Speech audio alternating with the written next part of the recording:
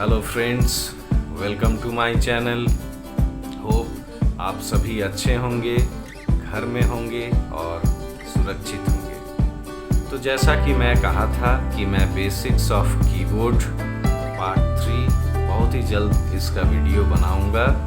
तो चलिए जानते हैं कि बेसिक्स ऑफ कीबोर्ड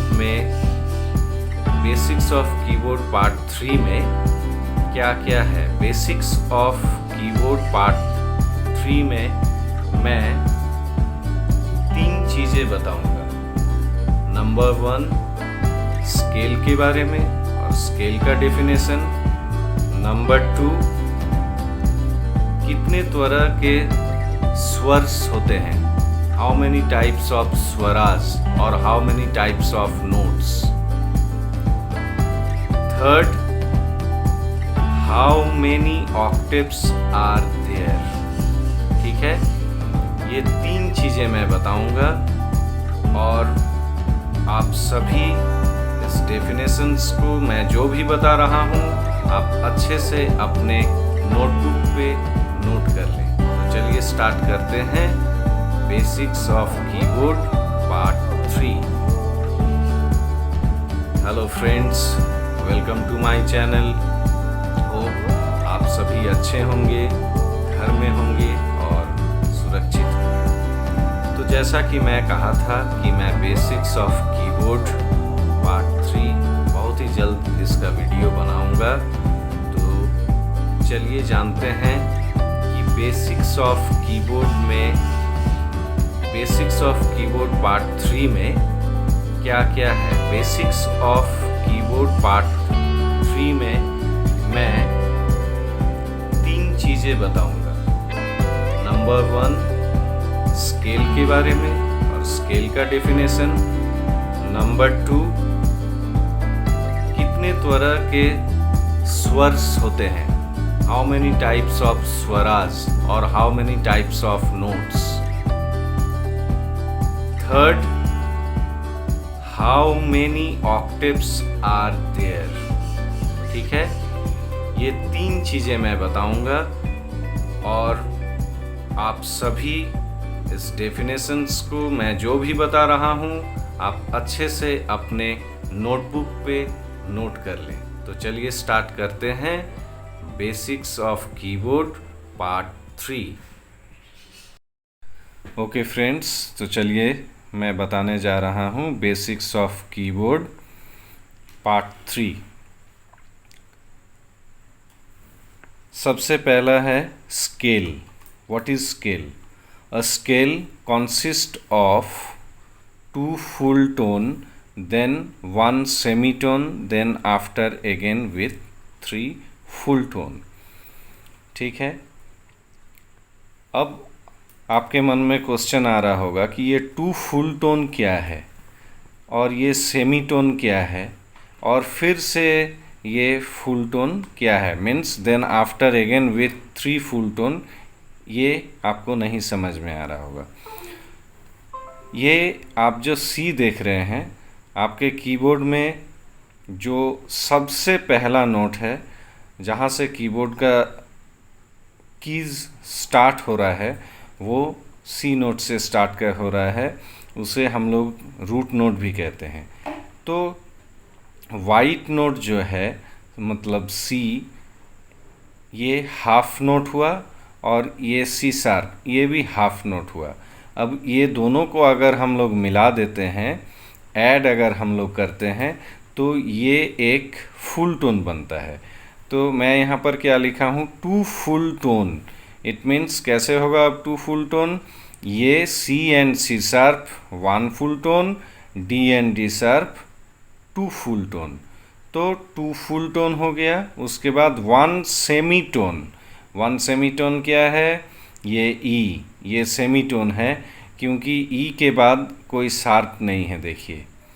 उसके बाद again after 3 full tone means F sharp, ये दोनों को मिलाकर एक, जी शार्प, ये दोनों को मिलाकर ए, और ये ए और ए शार्प, ये दोनों को मिलाकर हुआ 3 फुल टोन। सो ई और एफ सेमी में आ गया, F sharp ji G sharp, A sharp और B, ये 3 फुल टोन में आ गया।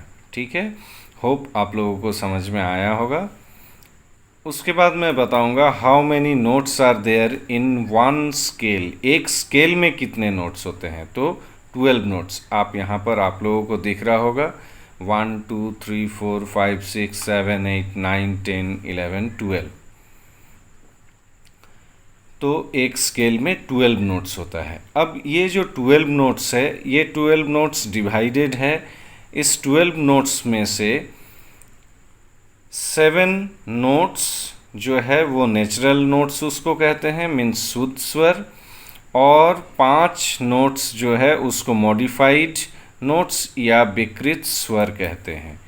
अब शुद्ध स्वर जो है वो 7 होते हैं, सा रे गा मा पा धा नी, और कोमल स्वर जो है वो 5 होते हैं, और इन कोमल में से एक तीव्र होते हैं, मीन्स कोमल स्वर हुए 4 और एक तीव्र है मा।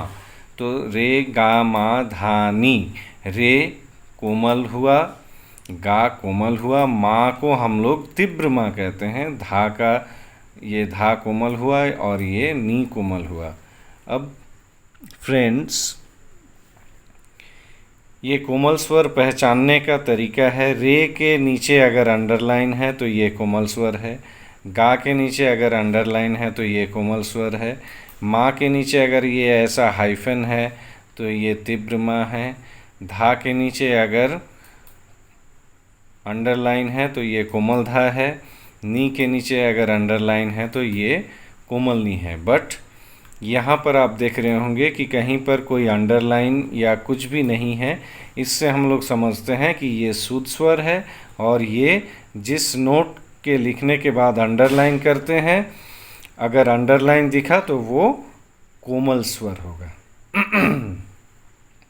अब हम लोग जानेंगे how many octaves are there in music. तो म्यूज़िक में टोटल 3 ऑक्टेव्स होते हैं, लोअर ऑक्टेव, मिडिल ऑक्टेव और हायर ऑक्टेव। ठीक है, अब हम कैसे समझेंगे कि कौन सा मिडिल ऑक्टेव है और कौन सा हायर ऑक्टेव है। मिडिल ऑक्टेव में आप देख रहे होंगे कि कोई भी डॉट ऊपर या नीचे नहीं है, बट लोअर ऑक्टेव में जहाँ पर लिखा हूँ यहाँ पर नीचे में डॉट है। इट मीन्स अगर हम लोग नी लिखकर और नीचे डॉट देते हैं, इसका मतलब ये लोअर ऑक्टेव हो गया। अगर ऊपर भी डॉट नहीं है, नीचे भी डॉट नहीं है, सा रे गा मा पा धा नी इस तरह से लिखा हुआ है, तो इसका मतलब ये मिडिल ऑक्टेव हो गया। और कोई भी स्वर को लिखकर अगर उसका ऊपर में अगर हम लोग डॉट लगाएंगे तो वो हायर ऑक्टेव हो गया। ठीक है, होप आप लोगों को समझ में आया होगा। आप इस पूरे चीज़ को अच्छे से अपने नोटबुक पे नोट कर लीजिएगा, और मैं बहुत जल्द ही इसका पार्ट 4 लेकर आऊँगा। ठीक है, ओके फ्रेंड्स, आई होप कि आज मैं आप लोगों को बेसिक्स ऑफ कीबोर्ड में जो भी बताया वो आप लोगों को समझ में आ गया होगा। और अगर आपको समझ में नहीं आया है तो आप मेरे कमेंट बॉक्स पर ज़रूर लिख कर भेजें, मैं फिर से बताऊंगा ज़रूर। और एक बात, आप मेरे चैनल को लाइक, शेयर एंड सब्सक्राइब करना ना भूलें।